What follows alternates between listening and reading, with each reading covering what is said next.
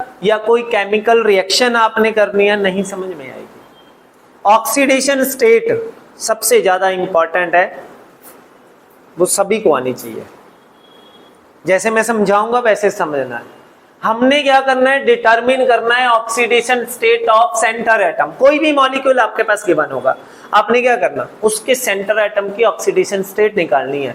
Centre atom की oxidation state given नहीं होगी, आपसे पूछा जाएगा फाइंड आउट करने के लिए। नीट हो, जेई हो, इन दोनों ही टेस्ट में ये आती है, पूछता है एग्जाम में, इससे क्वेश्चन आता ही आता है। कहीं पे भी कुछ भी पूछ लेगा इससे रिलेटेड। जैसे 4 रिएक्शन दे दी, आपसे पूछा जाएगा कौन सी रिएक्शन रेडॉक्स रिएक्शन है, तो कैसे बताओगे आप? ऑक्सीडेशन स्टेट मेंशन करोगे ना आप लेफ्ट हैंड साइड में रिएक्टेंट दे रखे हैं, राइट हैंड साइड में रिएक्टेंट दे रखे हैं, आप उनमें ऑक्सीडेशन स्टेट मेंशन करोगे, तभी तो आपको पता चलेगा कौन सा एटम रिएक्टेंट से प्रोडक्ट में चेंज हुआ, तभी पता चलेगा, ऐसे थोड़ी पता चलेगा। ठीक है, तो ये चीज आपने सीखनी है और बहुत इंपॉर्टेंट है। जैसे मैं बोलूंगा वैसे करना है।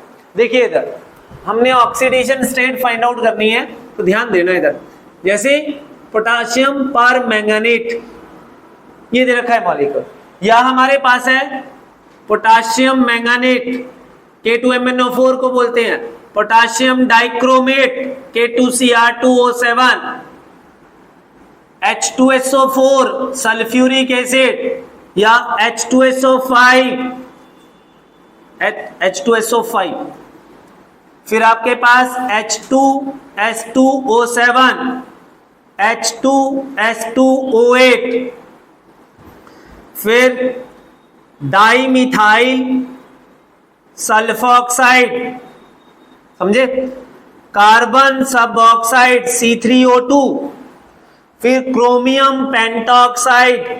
अभी इसकी फाइंड आउट करते हैं।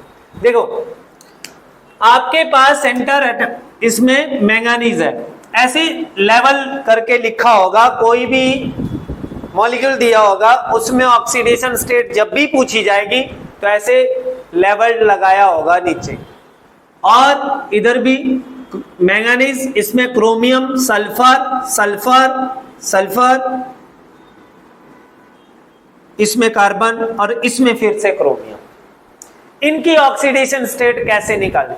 आपको पता है कि सारे के सारे मॉलिक्यूल किस टाइप के हैं, न्यूट्रल नजर आ रहे हैं, है कोई चार्ज इनके ऊपर?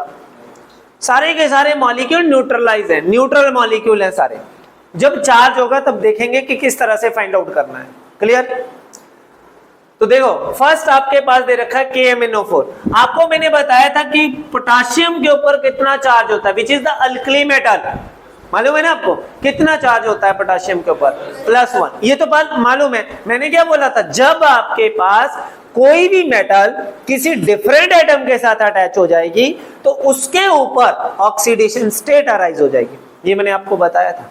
ठीक, तो देखिए पोटाशियम के ऊपर +1 चार्ज है, Mn जिसकी ऑक्सीडेशन स्टेट फाइंड आउट करनी है उसके ऊपर X लिखना है, ऑक्सीजन के ऊपर 2-।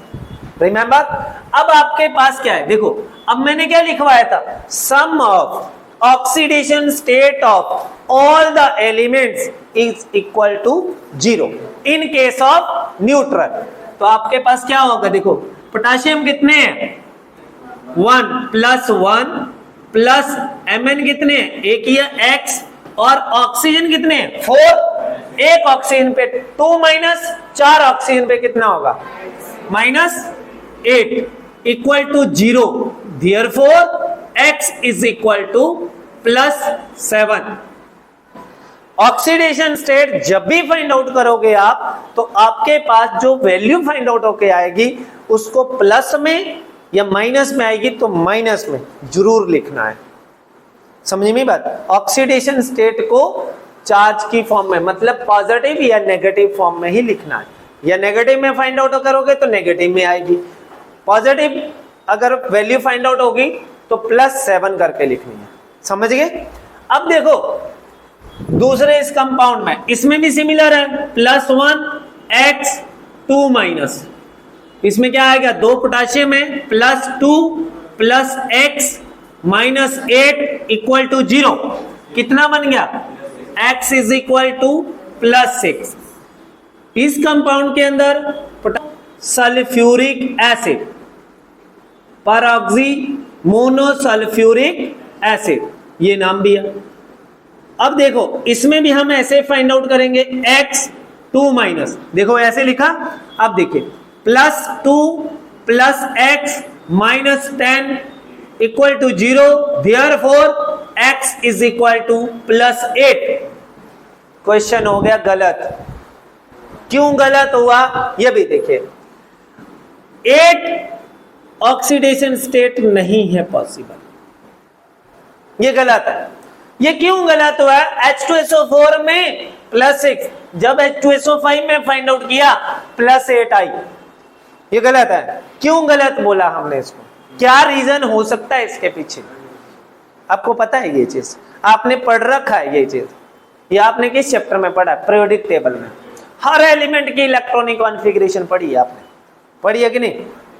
देखो जितनी भी ऑक्सीडेशन स्टेट हम फाइंड आउट करते हैं, जितनी भी, सबसे ज्यादा कौन से एलिमेंट यूज हो रहे हैं? देखो आपके पास सेकेंड पीरियड के एलिमेंट यूज हो रहे हैं, बोरोन यूज होगा, कार्बन यूज हो रहा है, नाइट्रोजन यूज हो रहा है, ऑक्सीजन यूज हो रहा है, फ्लोरीन तो -1 में वो सेंटर एटम कभी नहीं बन के आएगा, ठीक। फ्लोरीन सबसे छोटा एलिमेंट है, कभी सेंटर एटम नहीं बन के आता, वो सराउंडिंग एटम ही एक्ट करता है, क्लियर।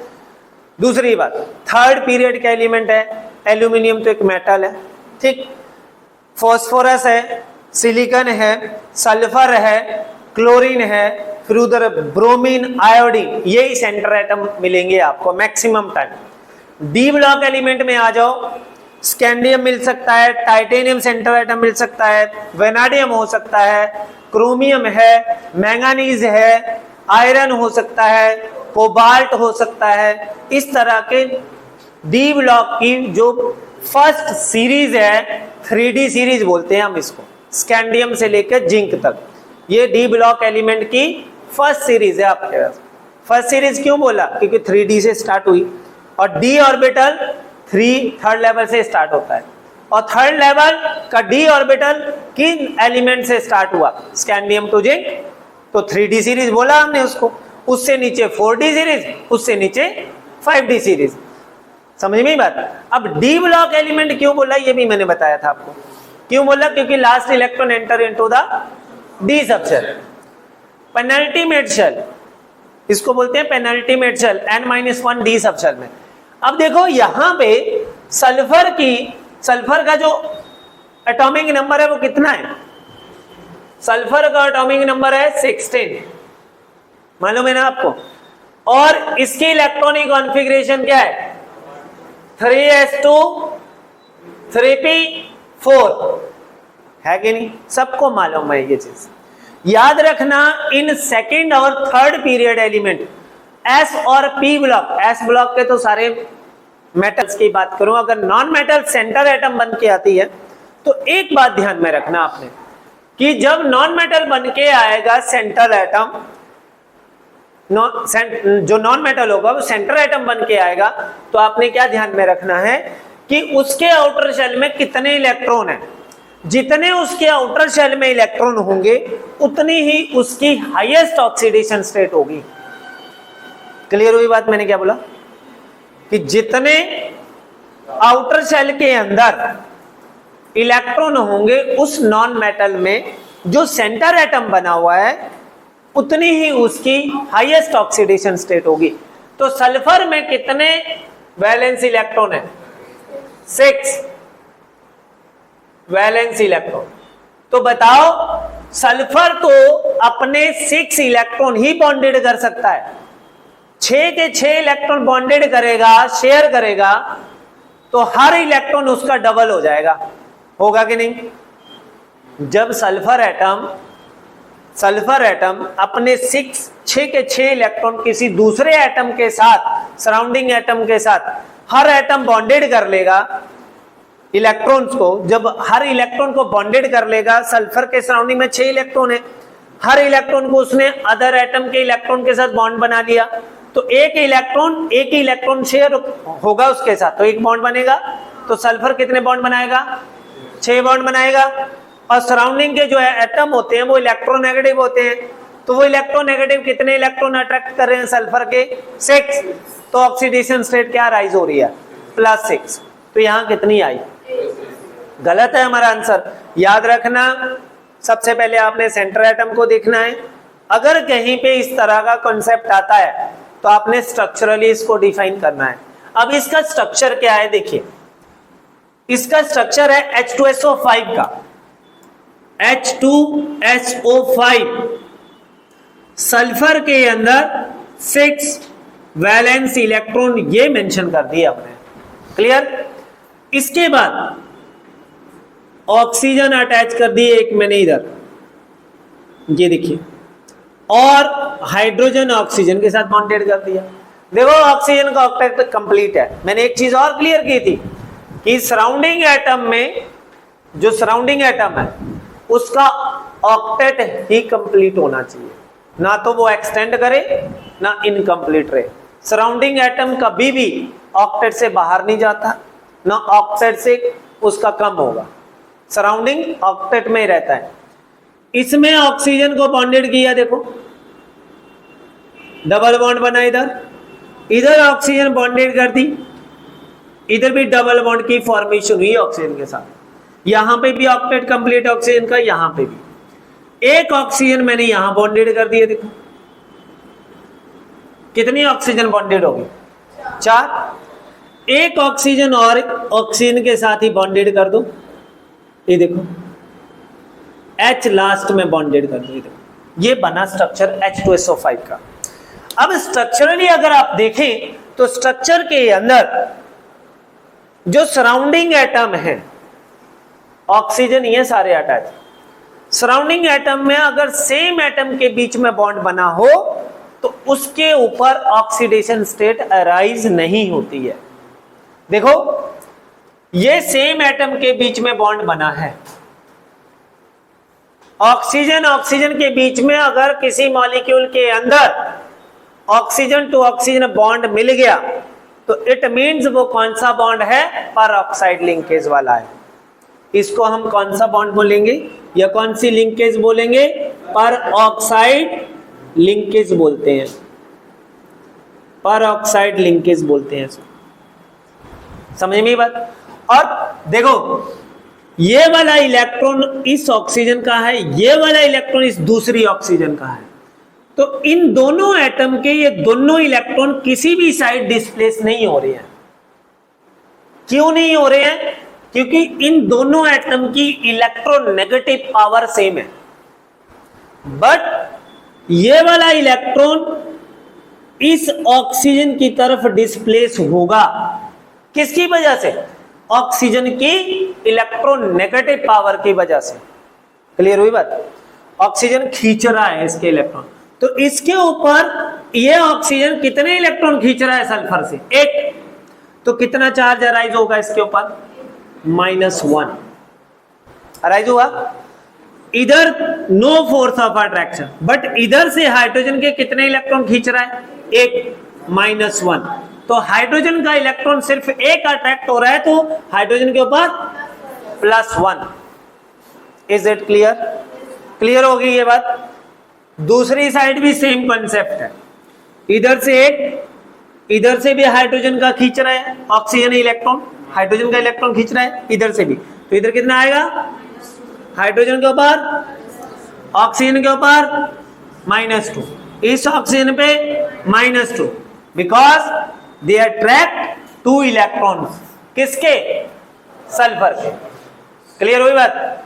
अब देखो ये -2 -2 -2 -1 -1 +1 +1, इसको x मान लो, ठीक है। अब इसकी ऑक्सीडेशन स्टेट आएगी, देखिए +1 +1 कितना हो गया?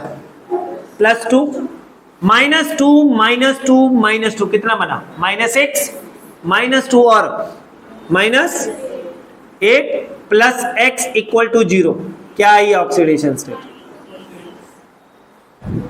ये -6 + x होगा = 0, x = +6। क्लियर होगी बात? नहीं, आपको कॉन्सेप्ट पता होना चाहिए। आपसे अगर ऑक्सीडेशन स्टेट पूछी एग्जाम में, तो अगर सब्जेक्टिव क्वेश्चन आता है तो ऐसे इलेबोरेट करके दिखाना पड़ेगा, ऐसे स्ट्रक्चर बनाना है और मेंशन कर देना it contain peroxide linkage in this molecule, ऐसे रिप्रेजेंट कर देना, फिर आपने ऐसे फाइंड आउट करके बताना। 1 नंबर का क्वेश्चन पूछेगा। क्लियर होगी बात? अब आ जाओ इस मॉलिक्यूल पे, देखो देखते हैं H+1 X2 माइनस कितना बना, देखो +2 + 2x - 14 = 0। देखो 14 से 2 गया, 12 - 12, 2x = 12, x = +6। इसमें सही है कि +6 आ रहा। इसमें देखिए, देखते हैं +2 + 2x - 16 = 0। इधर कितना आया 14, 2x = 14, x = +7। ये भी गलत हो गया, ये भी गलत हो गया। आपको पता चल जाएगा कि सल्फर की ऑक्सीडेशन स्टेट जो है, हाईएस्ट ऑक्सीडेशन स्टेट सल्फर की +6 according to outer shell electrons. Clear हुई बात? अब देखो इसमें भी इस स्ट्रक्चर को अगर ड्रॉ करेंगे तो स्ट्रक्चरली क्या बनेगा, देखिए सल्फर 2 है आपके पास, ऐसे स्ट्रक्चर बनेगा इसका। देखो ऑक्सीजन लगा दो सल्फर के सराउंडिंग में 2, ये देखो तो कौन सी लिंकेज में है, पेरोक्साइड। जहां पे भी स्ट्रक्चर के अंदर 2 ऑक्सीजन सिंगली बॉन्डेड आपस में मिलेंगी, वहां पे समझ लेना कि पेरोक्साइड लिंकेज है, और पेरोक्साइड लिंकेज में उन दोनों ऑक्सीजन के ऊपर -1 चार्ज है। क्लियर होगी बात? इसके ऊपर भी -1, इसके ऊपर -1, डबल बॉन्ड ऑक्सीजन है -2। इधर देखो ऑक्सीजन के सराउंडिंग में सेम एटम नहीं है, डिफरेंट है। ऑक्सीजन इन दोनों से ही मोर इलेक्ट्रोनेगेटिव है, -2 + 1। तो इसमें भी -2 + 1। बट अगर डायरेक्टली आप फाइंड आउट करना चाहो तो सल्फर के कितने इलेक्ट्रॉन अट्रैक्ट हो रहे हैं इन ऑक्सीजन की तरफ, 6 इलेक्ट्रॉन। देखो 2 इलेक्ट्रॉन ये हैं, एक ये है, एक ये है, एक ये, एक ये, 6 इलेक्ट्रॉन अट्रैक्ट हो रहे हैं। तो सल्फर की ऑक्सीडेशन स्टेट क्या बन गई यहाँ पे, +6। यहां पे भी 6 electron attracted towards the oxygen, तो यहां पे भी ऑक्सीडेशन स्टेट क्या बन गई, 6। अगर आपसे पूछेगा इस मॉलिक्यूल के अंदर एवरेज ऑक्सीडेशन स्टेट क्या है, तो क्या लिखोगे, +6 डिवाइडेड बाय कितने सल्फर, 2। तो क्या बन गया, +12 divided by 2 which is equal to +6. Oxidation state of sulfur is +6 average। समझ में बात? इंडिविजुअल भी +6 है, 2 सल्फर है तो एवरेज भी +6 ही आएगी।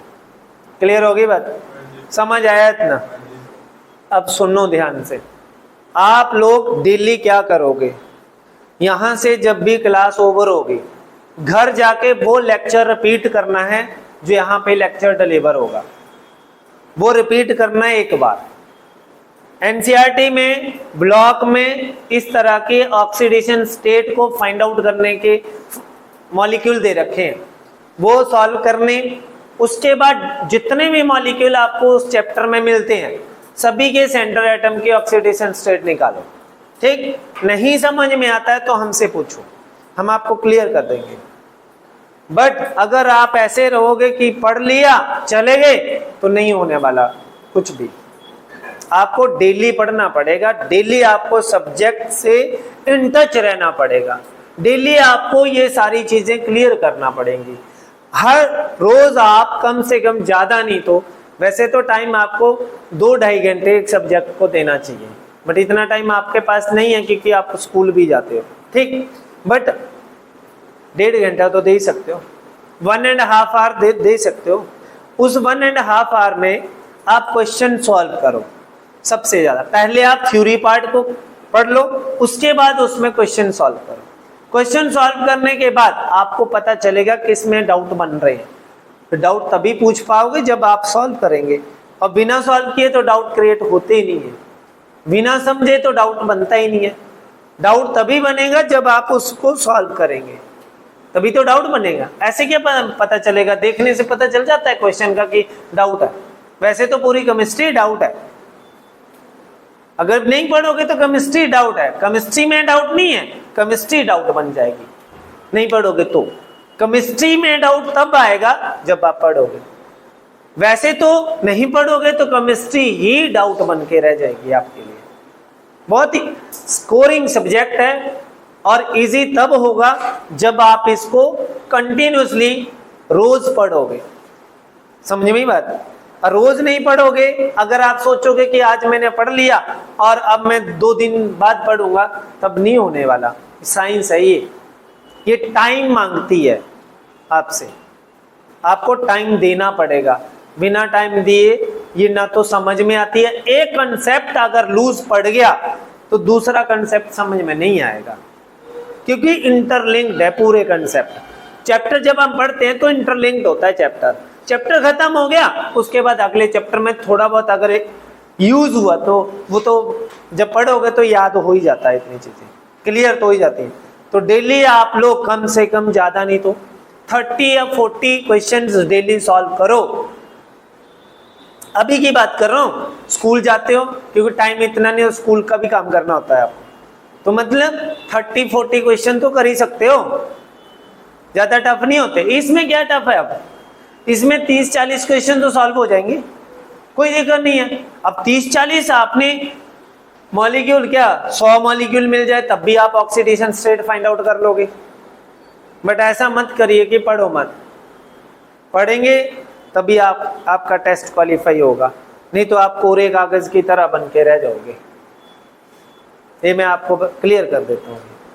अगर नहीं पढ़ा आपने तो आप नहीं कर पाओगे कुछ भी, इसलिए पढ़ना पड़ेगा, बिना पढ़े कुछ नहीं होता है।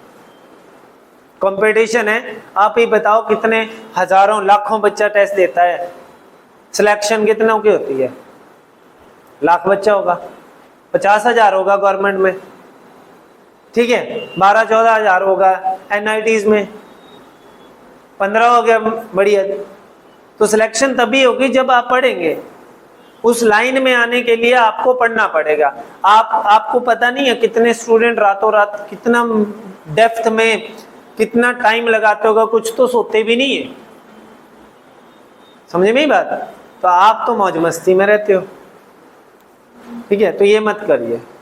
मैं डेली आप लोगों से जो चीज पढ़ाऊंगा डेली पूछी जाएगी, डेली आपसे रिवीजन होगा उस चीज का। पहले वो टर्म आपसे पूछेंगे, नहीं क्लियर करोगे यहाँ क्लास में खड़े रखूंगा, ध्यान रखना, क्योंकि रिजल्ट तभी आएगा, बिना उससे नहीं बात बनेगी।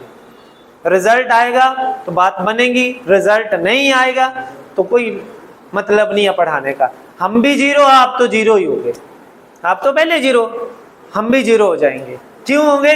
क्योंकि आपने हमारा पढ़ाया हुआ तो आपने समझा ही नहीं, तो फायदा क्या उस चीज का? जिस तरह से आप आज खड़े थे ना कि पूछा आपने आंसर नहीं दिया, इस तरह से नेक्स्ट टाइम नहीं होना चाहिए। क्लियर है? समझ गए? तो इन चीजों को लिख लीजिए।